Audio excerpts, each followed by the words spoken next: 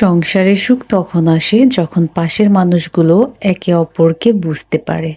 Hello everyone, আসসালামু আলাইকুম। Good life থেকে আমি সাথী নতুন আর একটা ব্লগ নিয়ে চলে এসেছি আপনাদের মাঝে। কাছে দূরে যারা দেখবেন অবশ্যই লাইক বাটনে ক্লিক করে দিবেন। কে থেকে লাইভটি দেখছেন, কে কোন জেলা থেকে দেখছেন অবশ্যই কিন্তু কমেন্ট করে জানাবেন। আজকের ব্লগটা কেমন লেগেছে সেটা অবশ্যই কিন্তু কমেন্টের মাধ্যমে জানাবেন, তাতে আসলে আমার কাছে অনেক ভালো লাগবে।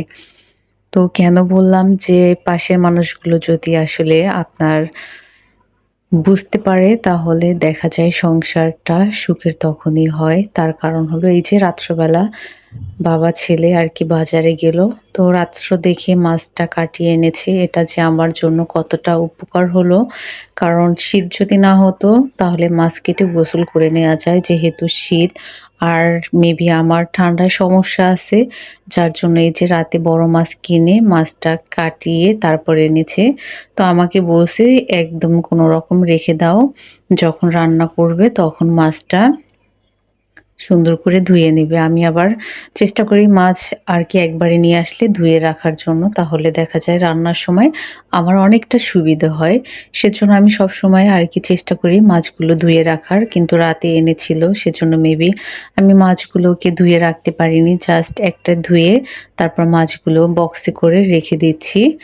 তো আজকের ব্লগটা কার কাছে কেমন লেগেছে সবাই কিন্তু একটু কমেন্ট করে জানাবেন। আর কি এতটা ব্যস্ত ছিলাম ছেলের এক্সাম নিয়ে, যে অনেকটা ব্যস্ত থাকার জন্য অনেক দিন হলো আপনাদের সাথে তেমন কোনো ব্লগ শেয়ার করতে পারিনি।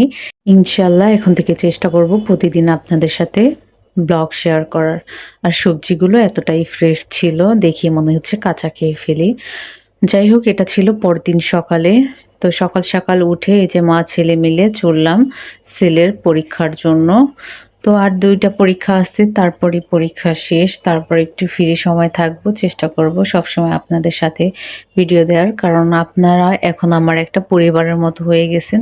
ভিডিও দিতে, আপনাদের সাথে ভিডিও শেয়ার করতে আমার অনেকটাই ভালো লাগে। আমি আরও ভিডিওতে বলেছি যে আপনারা যদি কমেন্ট করেন তাহলে বিশেষ করে আমার খুবই ভালো লাগে।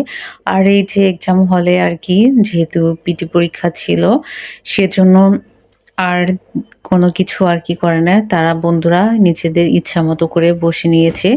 আর বাসায় এসে এখানে এই যে আমি গাছ লাগিয়ে নিচ্ছি। গাছ আমার ভীষণ পছন্দ, আমি গাছ লাগাতে অনেক পছন্দ করি। আর এই যে আমি এখানে স্নেক প্লান্ট ২টা টবে আলাদা আলাদা করে সুন্দর করে লাগিয়ে নিয়েছিলাম। আর মাশাল্লাহ বলে গাছগুলো এত সুন্দর ছিল। তো সবাই মাশাল্লাহ বলবেন দেখে গাছগুলো, কেউ নজর দিবেন না। তো আজকের ব্লগটা এই অবধি। ইনশাল্লাহ আবারও নতুন একটা ব্লগ নিয়ে হাজির হব। সবাই ভালো থাকবেন।